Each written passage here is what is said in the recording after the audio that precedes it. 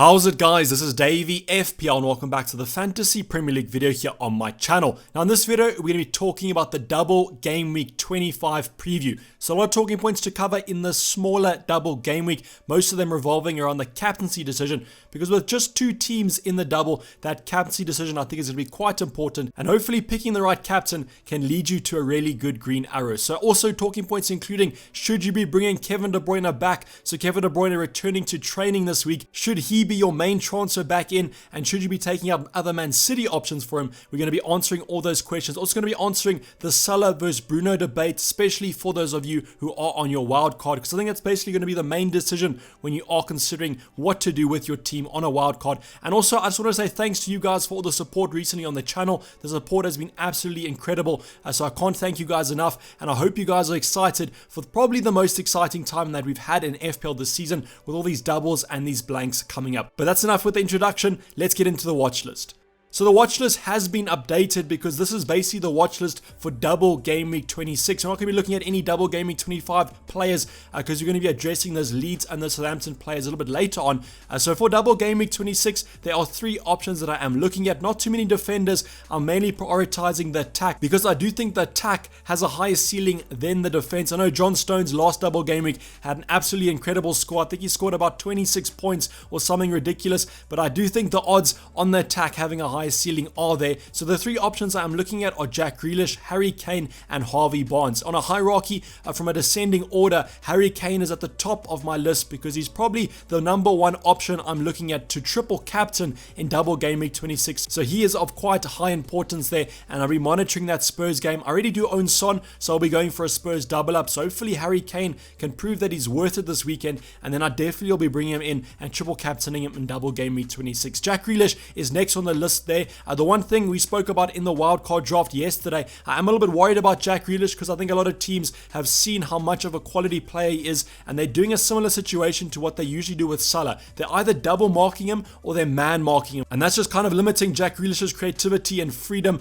and you can see it on the stats. It has impacted him, and also on his returns in the past couple game weeks. It has, however, opened the space for a player like Ollie Watkins to actually get some impressive stats at the moment. So because defenses are shifting their attention to Jack Grealish, it is opening the doors for other Aston Villa attackers. That being said though, I still think Jack Grealish has the potential to do well in the upcoming double game weeks, and because I want to afford Harry Kane, I'm going to have to downgrade Salah or Bruno, and I think Jack Grealish could fill that void quite well. Then the final player is Harvey Barnes, a player I actually owned a couple of game weeks ago, shifted him out for Heung-min Son to captain him when they were playing West Bromwich Albion, and he had a really good game against Liverpool. I think Leicester are a little bit hit or miss, but right now they're playing some really good football, so I'm hoping in the double that Harvey Barnes and Leicester overall can get some good form going, and then I think he could be a nice cheaper option. 6.8, not the most expensive player in the world, so in your midfield, if you need a cheaper option, maybe can't afford Jack Grealish, or you have Jack Grealish already, I think Harvey Barnes could be your man. But that's enough for the watch list. Let's get on to the talking points. So I wanted to quickly go over double game week 25 because I've had a lot of questions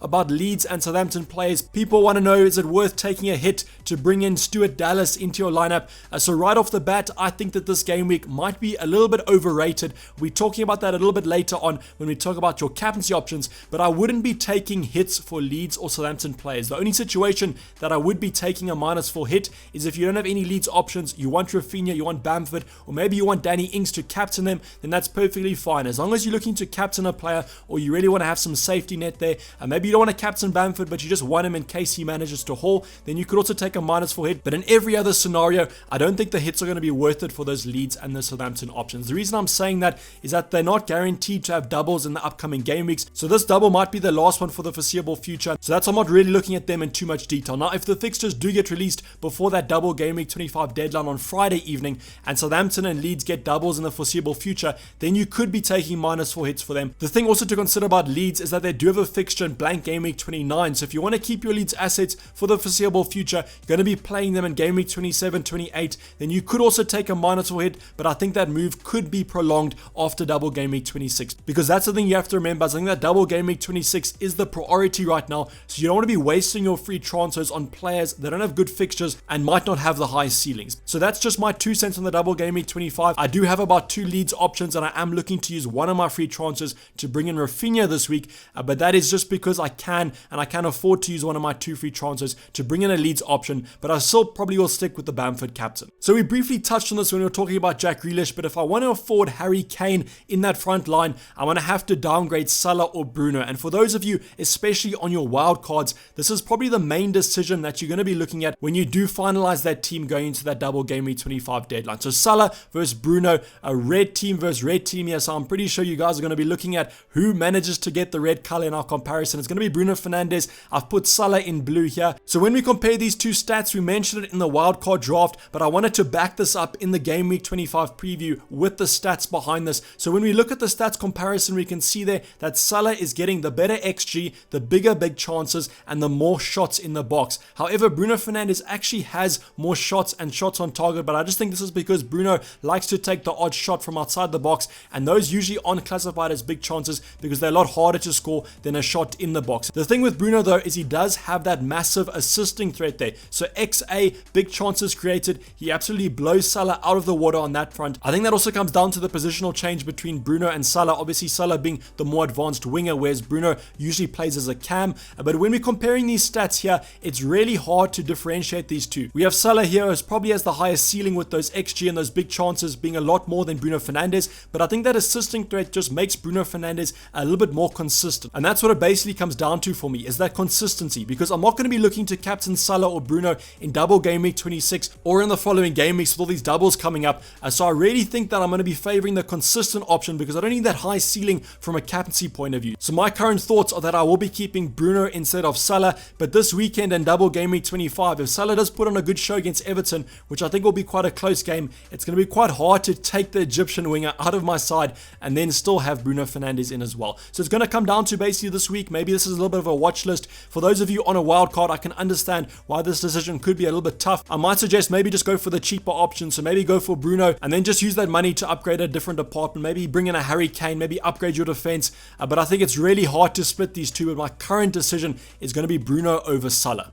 So now moving on to should you buy Kevin De Bruyne. We mentioned the big news of this week is that Kevin De Bruyne is back in full training for Man City. So should you be bringing him into your lineup? So the nice thing about Man City and Kevin De Bruyne overall is that they do still have a fixture happening tonight against Everton. Now, while I don't think that he'll be on the bench or in the starting 11, I do think it might give us a good indication maybe after in the press conference after the game, if Pep comes out and maybe says that Kevin De Bruyne should be fine for the Arsenal fixture. We should also have that press conference coming up on Thursday or Friday, where Pep should give us some more indication on the fitness of Kevin De Bruyne. But Kevin De Bruyne, one of the best player, if not the best player, in my opinion. I think that Kevin's the best player in the Premier League, and with that low ownership, I think that he might be a massive differential. So my advice for you is that if you are in a wild card, I would either have him in your lineup or have someone like Sterling or Salah that you can simply downgrade. Basically have a plan to bring Kevin De Bruyne back into your side with the ease of just one free transfer. But Kevin De Bruyne's transfer in does have a lot of decisions to be made as well. The first thing I will say is that if you're taking Gundogan out for Kevin De Bruyne, I would not do that. That's just kind of a no-brainer for me. Keep Gundogan in your lineup. He's just proving such value for money, and the form that he's on, I don't think he's going to be slowing down at all with Kevin De Bruyne. You could actually argue that it makes Gundogan an even better option with Kevin De Bruyne in and around that box, filling in those assists for Gundogan to score. So I wouldn't be losing Gundogan, but maybe if you want to lose one of your defenders, that should be perfectly fine. For me, it's probably a wait and see. I'm not going to be using my wildcard anytime soon, and I've got to savor those free transfers. So with the triple up of Man City anyway, with that double defense, I don't think it's worth spending 2 transfers on bringing Kevin De Bruyne back in when I'm not even thinking about captaining him. But I think from a wildcard point of view, definitely look at him because that 10% ownership, that's a massive differential. So the final talking point we're going to be going over is the captaincy debate. And as I mentioned, the captaincy I think is going to be of massive importance this week. We're kind of hotting up with all these captaincy options. We've got some double game week options. We've got some single game week options, starting off with Bruno Fernandes against Newcastle at home. Newcastle, one of the worst defenses in the Premier League at the moment. United should get a comfortable win here, and that's why I'm actually backing Bruno Fernandes as a really good captaincy option. So if you're not favoring the double game week options, or maybe you don't own them, I would definitely be looking at Bruno Fernandes. Probably out of the single game week players, he's my favorite option. But then obviously in a double game week, you're not an FPL manager if you don't captain a double game week player. So I think a lot of people will be going for Danny Ings and Bamford. So Bamford has a lot higher ownership than Danny Ings. Danny Ings is quite a differential at the moment.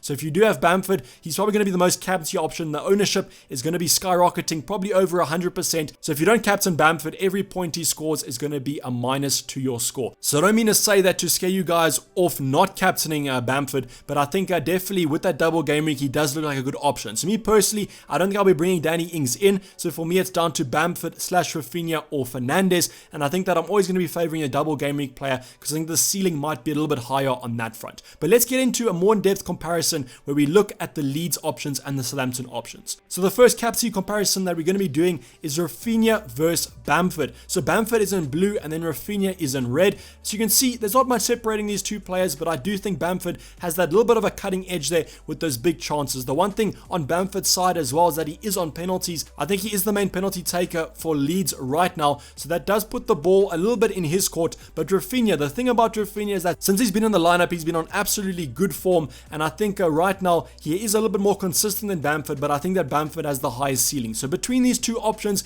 it makes it really easy if you don't own one or the other. If you own both, it makes it quite complex, but I definitely think that Bamford is the safer and probably the better captaincy option to go for. Raphinha is more of the differential, so if you want to catch up in some mini leagues, want to catch up in some overall ranks, then you can look at Raphinha. Just remember that it is quite a big risk considering the ownership that Bamford does have. So the next comparison, because Bamford was my favorite option, I wanted to just stack him up against Danny Ings, and from the stats point of view, there's not a lot separating these two. So when the stats are pretty similar, my strategy is look at the fixtures, and Wolves Southampton to me is a lot better than Chelsea and Leeds. I know Chelsea defensively under the new manager have looked a lot better, so that's why I'm not really favoring Southampton in that one. And then also against Leeds, I think that Leeds Southampton game should have a lot of goals in it. If you're going for strictly the Southampton versus Leeds game, I do think that it's better for Danny Ings because Leeds are quite leaky at the back, but also Southampton. So that's why I'm saying that the goals are going to be flowing in that game. So hopefully Bamford manages to do better in that Wolves game, and then that'll make him the better captaincy option. So from a stats point of view, not too much between these, but I am favoring the Leeds fixtures over the Southampton ones. So now going into the last captaincy debate,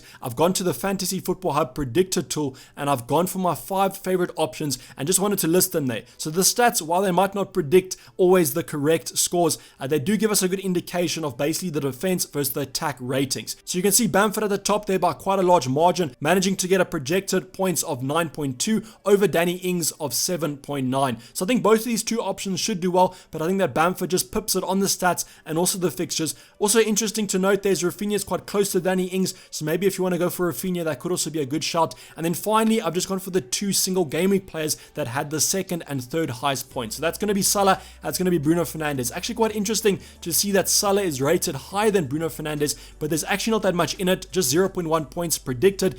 So I would probably favor Fernandes just because I think that fixture at home against Newcastle is a lot better than Salah. But I think my main captaincy decision is going to be Bamford this week, but I do still think Fernandes could be a good shout. So this is basically a wrap up the video, guys. Hopefully you did enjoy it. Please don't forget to like it if you did, and subscribe if you're new and have not subscribed yet. Enjoy the games tonight. Hopefully we enter that 100 club for I think the second time this season, but otherwise I'll be seeing you guys in the team selection coming up tomorrow. I'm signing off. This is me, Dayvy FPL, and I'm out. Cheers. Bye.